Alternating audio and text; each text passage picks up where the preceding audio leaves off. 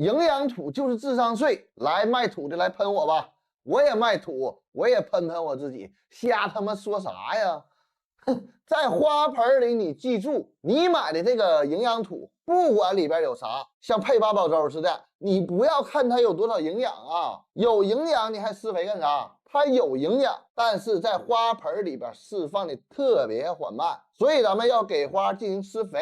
你买土配土，你就记住一点，这个土保水的介质有多少，透气的介质有多少。咱们室内花盆养花配土最终极的目标就是为了方便你浇水，方便你对水的管理和掌控。举个例子帮你理解一下啊，这个兰花我是用泥炭土养的，就是因为我懒，我不爱浇水，用兰花专用土去养，我2天3天我就得浇一回。用这个泥炭，我5、6天浇一次就行。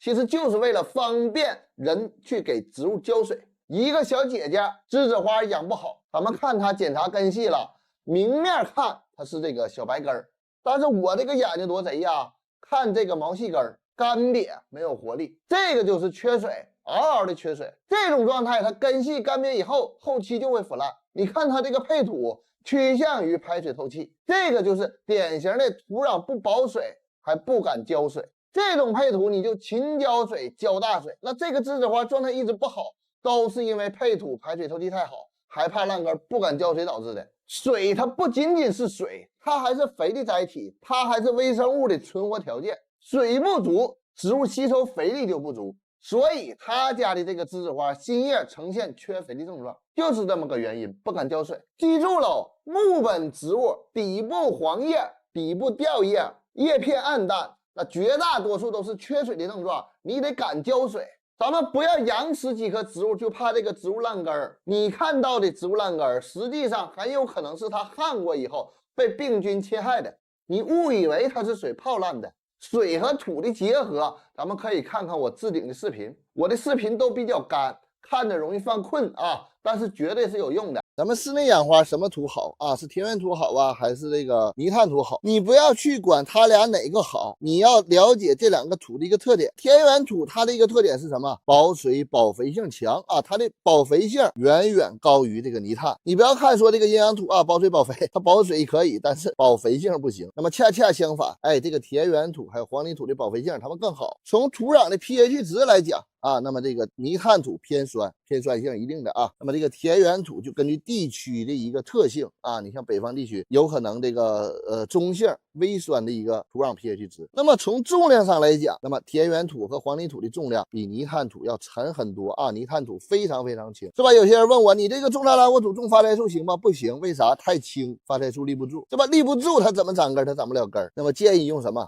用沉一点的。那么从排水性来讲，那么泥炭土的一个排水性更好一些啊。它虽然保水啊，但是它这个吸附能力有限。它吸足了以后啊，咱们种沙拉沃土，它这个颗粒和颗粒之间缝隙很大，排水性比较好啊，水能完全排出去。那么田园土它这个颗粒就比较细啊，咱们这个经常从上往下浇水，产生一个重力水，可能会把土压的实一些，就是你们说的一个土壤板结压实了以后啊，这个水渗透不下去的这么一个问题。那么综合以上的因素啊，咱们根据你家环境去选择土壤。你户外养护，你怕这个风太大，这个泥炭土烧干一点的时候很轻，把树刮倒了，用田园土。室内养花你怕这个田园土啊，它后期容易板结，是吧？土壤的干湿循环速度慢，用什么？用泥炭土。那么换句话说，就是泥炭土的干湿循环速度比较快啊，方便你浇水。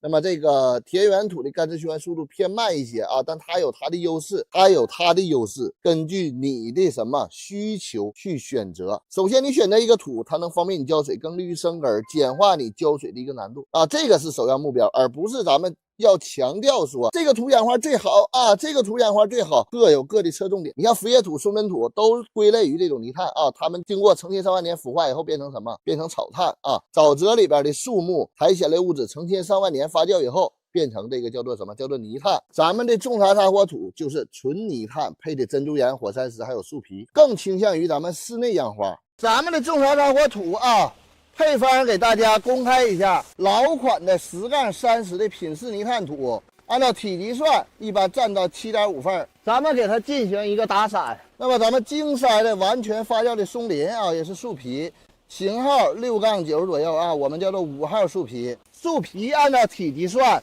占到0.5份左右。那么精筛的3-6或者是5-8的火山石，咱们按照体积算啊，占到1份左右。咱们出口级大颗粒的硬质珍珠岩，咱们按照体积算，占到1份左右。